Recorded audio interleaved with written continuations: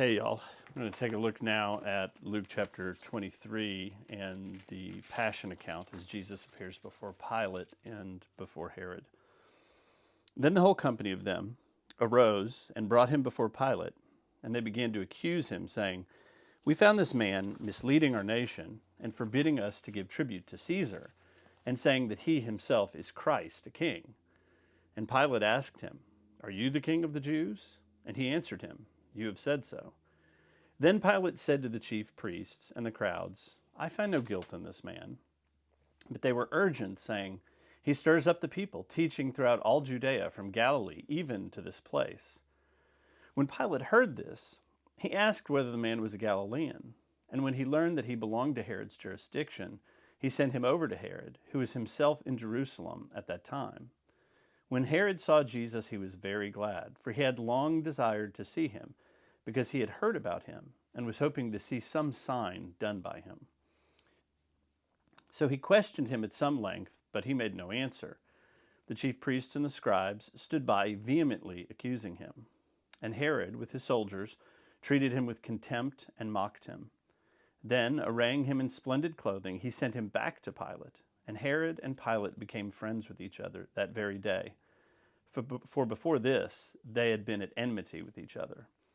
Pilate then called together the chief priests and the rulers of the people, and said to them, "You brought me this man as one who is misleading the people, and after examining him before you, behold, I did not find this man guilty of any of your charges against him, neither did Herod, for he sent him back to us. Look, nothing deserving death has been done by him. I will therefore punish him and release him." But they all cried out together, "Away with this man, and release to us Barabbas, a man who had been thrown into prison for an insurrection started in the city and for murder." Pilate addressed them once more, desiring to release Jesus, but they kept shouting, "Crucify, crucify him." And a third time he said to them, "Why, what evil has he done? I have found in him no guilt deserving death. I will therefore punish and release him." But they were urgent, demanding with loud cries that he should be crucified. And their voices prevailed. So Pilate decided that their demand should be granted. He released the man who had been thrown into prison for insurrection and murder, for whom they asked, but he delivered Jesus over to their will. So again, this is the second trial of Jesus before his accusers, and of course it's those that arrested him, the Sanhedrin, who then bring him before Pilate and make these charges. They say he forbids paying taxes to Caesar, which is actually not true. That's a total lie. They accuse him of stirring the people up. This is partially true, although their implication is that he's an insurrectionist, that he's plotting to overthrow the Romans. That's not true, but he definitely has brought a stir among all the people. And finally, that he claims to be a king. Well, this is the accusation that Pilate responds to. He says, "Are you a king?" And of course, Jesus, with Pilate, he's not going to respond. He says, "You have said so." He's not even going to give in. And immediately, or very quickly, Pilate realizes this guy is no danger. He's not an insurrectionist. He's not going to cause any harm. So he says, "Listen, guys, I find no fault with this man." But of course, they insist that there's something wrong, and they say he's been stirring up everybody from here to Galilee. And he says, "Oh, is he a Galilean? I know what I'll do. I'll send him to Herod." Now, this is then the third trial, and Herod is not Herod the Great, who built the temple and who tried to have Jesus killed as a baby, but this is his son, and is a long sordid tale in this family. But basically, his son is ruler of a smaller area, but he's there in Jerusalem, and so he says, "Well, let me send him over to him." Now, the text says that Herod was hoping for some entertainment here. Earlier in the Gospel of Luke, he heard about Jesus and wanted to have him arrested and killed because he thought maybe he was the resurrection of John. But here he seems to want to have some entertainment. And of course, again, before Herod, he's silent. He was silent more or less before the Sanhedrin. He gave very little response to Pilate.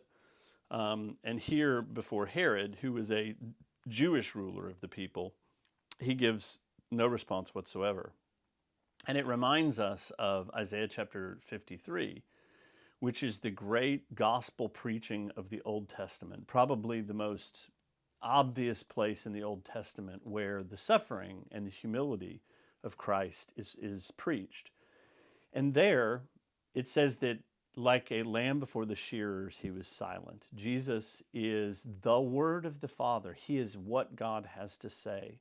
Yet before those who falsely accuse him and mock him and blaspheme him, he's absolutely silent. He doesn't accuse, he doesn't defend. He simply undergoes this mockery willingly, again, in love for us and in obedience to the Father. Then the text says something chilling. Herod found nothing in Jesus. He sends him back, but it says that Herod and Pilate had before that been at enmity. They hadn't been friends, but in their dealings with Jesus, they became friends, which is really kind of chilling because what they do or what they sign on to is the unjust killing of a righteous man. They become friends in this. And this is often the case when people feel justified in doing evil, that they find companionship and friendship together. And again, the crucifixion of Jesus is this great paradox because it's the most unjust thing that's ever been done that justifies all who trust in him and follow him and obey him. So he comes back, and for a final time, Pilate says, y'all, I find nothing wrong with this man. So what I'll do is I'll chastise him, I'll punish him. What this means is he'll scourge him with the whip.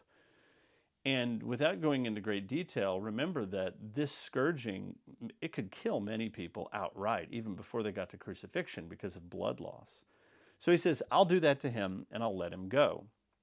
It's clear Pilate did not want to kill him. He found no good reason to kill him.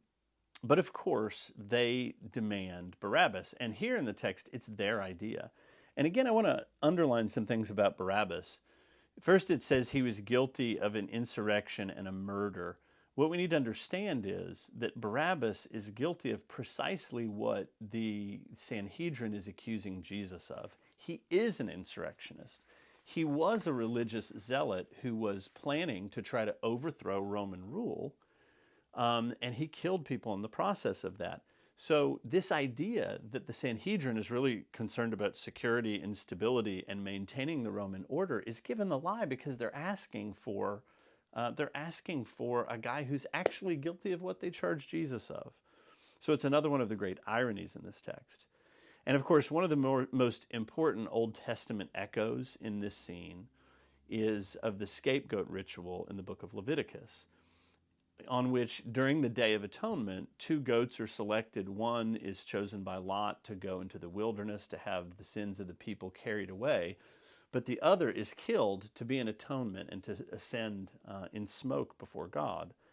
And of course, that ritual is now being fulfilled here in Jesus. Barabbas' name means son of the Father. He is let go. He is that goat that is freed to go into the wilderness that is actually bearing the sins of the people. He's guilty. But the spotless sacrifice is offered up to God, and that is Jesus. So, again, I would kind of close with this. When you look at this scene, there's a long history of people blaming Jewish people in general for the death of Jesus. But I would suggest when you read this text, everybody's guilty, including, in some ways, Christians themselves or followers of Jesus themselves, Peter, who denied him. I think the text is implicating everyone. I think it forefronts the denial of Peter as the worst of all of these things. And it's sort of in response, there's that great gospel song, "Were you there when they crucified my Lord?" The refrain of the song is, yeah, absolutely, because it was me who did it. And so may we look to the one who was silent before his mockers and who willingly went to an unjust death on our behalf. And may it capture, may it warm our hearts, may it convict us, and may it make us focus on what he's done on the cross and on our guilt and not anyone others. Amen.